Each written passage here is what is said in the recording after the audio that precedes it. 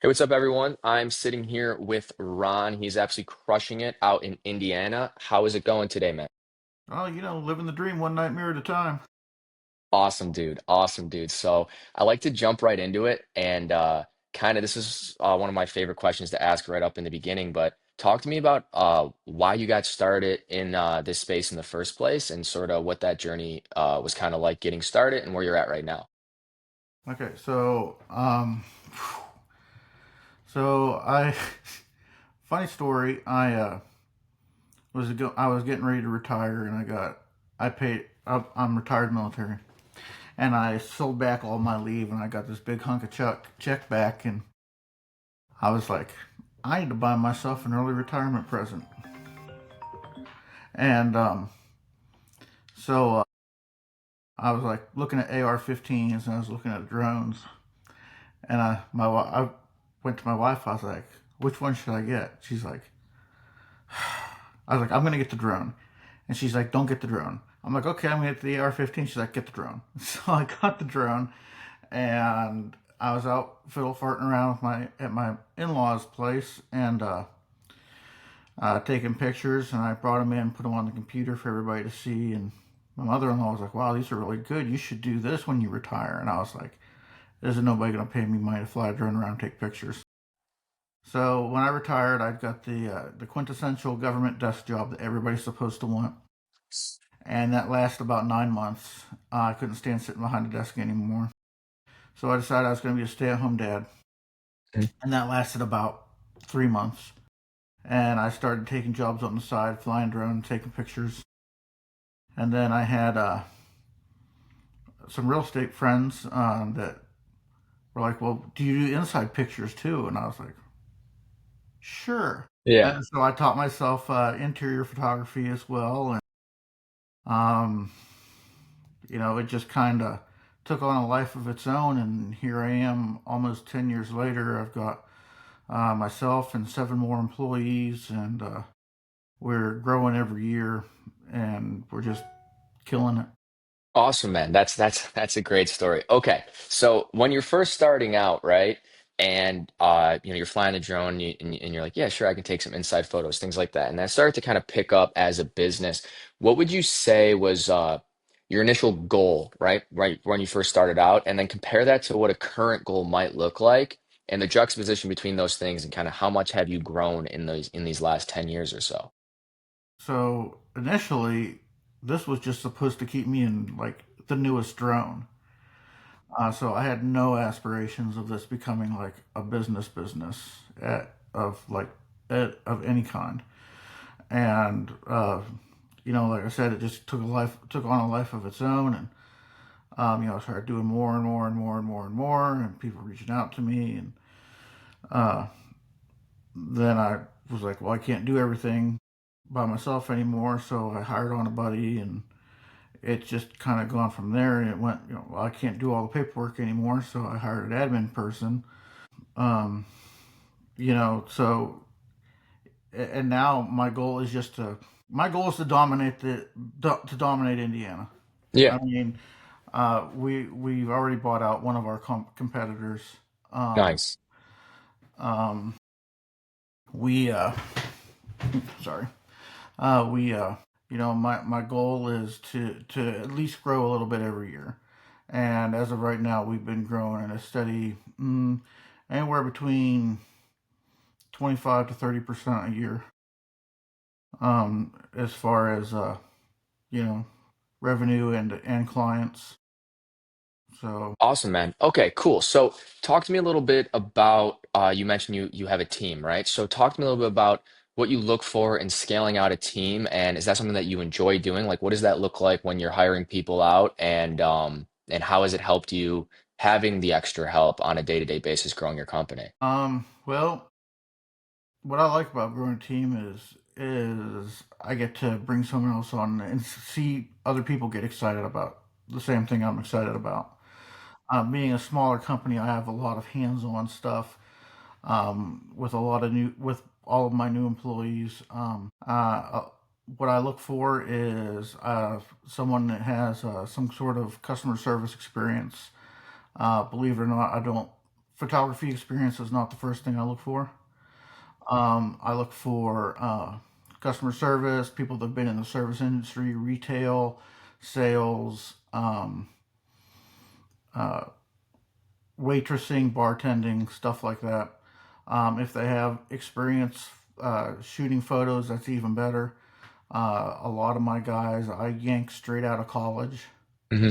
um, because this is basically the perfect college job. I can hire them on part time, and they can. It works around their schedule. They just put their schedule in our system, and it works around them. They work when they can work, and they're not always well, I work every Friday, Saturday, Sunday, Yeah, like a normal college job. And then a lot of them just come straight over from college and start working for us full time. cool. What would you say is maybe share a story or something that happened in the last 10 years where one of your most successful moments, something that you kind of looked back on, you're like, wow, like this is maybe it's a feeling or maybe it's a moment or something like that where you're like, this is one of my biggest successes, whether it's in business or growing or money or whatever it might be. Is there something that comes to mind?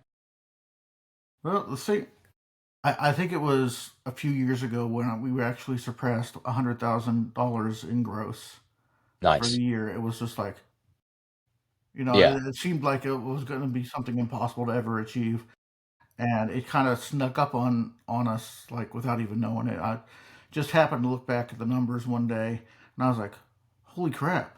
If this keeps up, we're going to hit 100 grand this year." Yeah.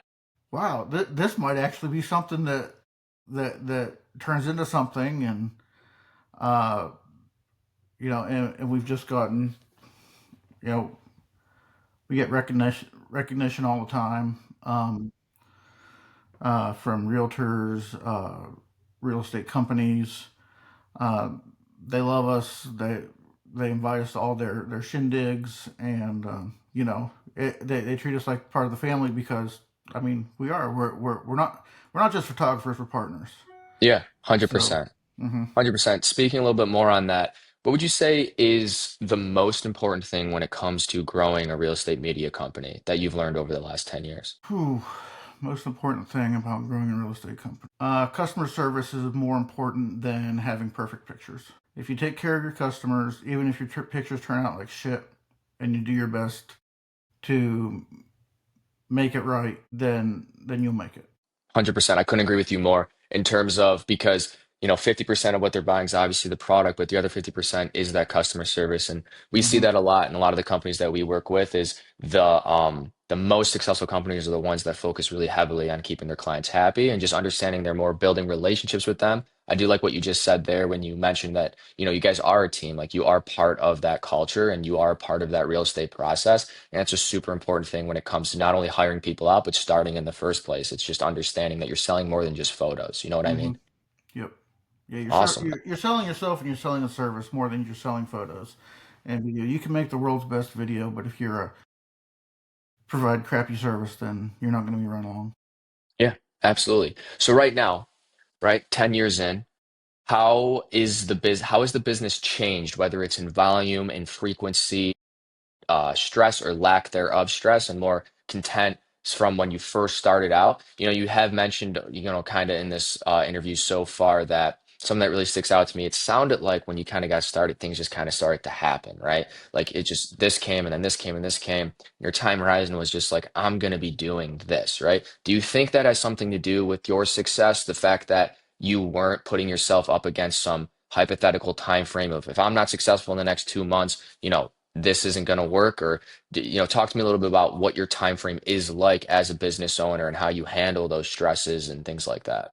So coming into the business, you have a lot of imposter syndrome, and it's just like a regular person. You watch on Facebook all these other people are doing this and doing that and doing this and doing that, and you're sitting at home twiddling your thumbs, waiting for this business to pick up and take off, and it can get really discouraging. And there are a lot of times where it's like, you know what, I'm done. I'm done. I'm not going to do it anymore. And then the next week, you're flooded with business, and you can't sit still. Um, as far as stress is concerned, it's a different kind of stress than starting out. Starting out, it's about getting the customer. It's about uh, doing this and doing that. And as you grow and you delegate more of your stuff out to more people, it becomes more of a stress for as um, retaining customers and building relationships and uh, time is the most valuable thing you can have. And if you can get um, someone to help you take some of that burden off of, don't be afraid to delegate, because you're not going to have enough hours in the day to do everything that you think you should be handling yourself.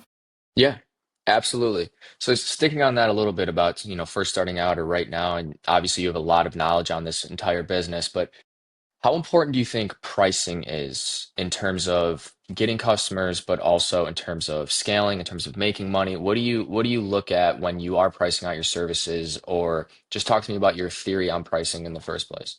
My theory on pricing is I kind of look at it as myself as if I were in their shoes. What would I be willing to pay for it? And I just kind of go from there. I'll bounce it around a couple of my clients, say, hey, we're thinking about putting together a new package. Where do you think this should be priced at? Where do you think what are some things that you'd like to see us do? Um, and then we got to take into account time and equipment and wear and tear and all that stuff and all the fun stuff that comes with running a business, like insurance and all that other stuff. Like we started doing drone fly throughs, and that upped our insurance a little bit, so we had to kind of figure that into pricing. But pricing, pricing is important. Um, you don't want to be the rock bottom guy, Yeah. because it attracts all the wrong customers that you're going to want. Those are the ones that are super demanding. They will take up all your time. They will pixel peep everything that you do. Um, Whereas someone who pays out a little bit more um, trusts you as a professional. Um, I have clients where I'm like, hey, what do you want me to do on this house? And they're like, whatever you think. So I mean, it just if you price yourself too high, you're not ever going to be working. But if you price yourself too low, you're going to be dealing with, I hate to say it, crap customers. But I mean, you're going to be dealing with the Wall Martians of the real estate world. So Yeah, 100%. 100%. So we're going to be wrapping up here soon, but my last question, I was like asking this right at the end. So obviously, thanks again for your time, Ron. Talk to me a little bit about something that might be super exciting for you right now, whether it's about business, whether it's about life, whether it's about building out a team, whatever it might be, something that's exciting to you, that you have looking forward, let's say in the next 6 months or something like that. well, we are about to the point where we're going to start diving into some other things, Cool. some what I call fun stuff. Yeah. And it's got a lot of my employees excited. Uh, we're gonna start looking for maybe a screenplay to enter into a small film festival or something like that. I like to make my guys stretch their wings, because what we can learn somewhere else we can use maybe in real estate.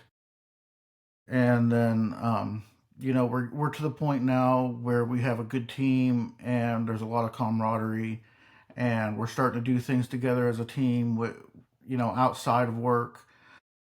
We're going to Death and Taxes here in a couple weeks. It's a big beer festival here in the area, so we're all going together. We're all going to have a good time, just kind of blow off some steam, and then I'm hoping to keep that going throughout the year, at least once a quarter. Have a get together, because working in this business, especially when you start growing a team, you have a tendency, because everybody works out of their own house. I mean, there's really no reason to have an office. Um, so it's really easy to get isolated and not have that bond that you have, what you would working day to day with somebody, as far as teamwork. So my goal this year is to make it so that um, your teammate is more than a name. You know, I like that. you meet them, you get around them. Just, oh hey, yeah, Ron, yeah, he's that crazy guy that wears a crazy hat, and Yeah. oh, John, he's the Marine that eats crayons, and yeah, so stuff like that. So I mean, I don't want to build just a a business. I want to build a team here, and Yeah. so I've always said, I'm not here to get rich, and if I'm living better than my employees, then I'm doing it wrong. So, Yeah. Building the culture, building something that people are proud to be a part of. And that definitely helps with the customer service side too, because they want to go above and beyond for your clients as well. 100%. Absolutely. Well, all right. Thank you, Ron, for your time. Anything else that you want to maybe say? Any advice to anybody, or are you good? I'm good. Awesome, man. Enjoy the rest of your day. All right, thanks. See ya.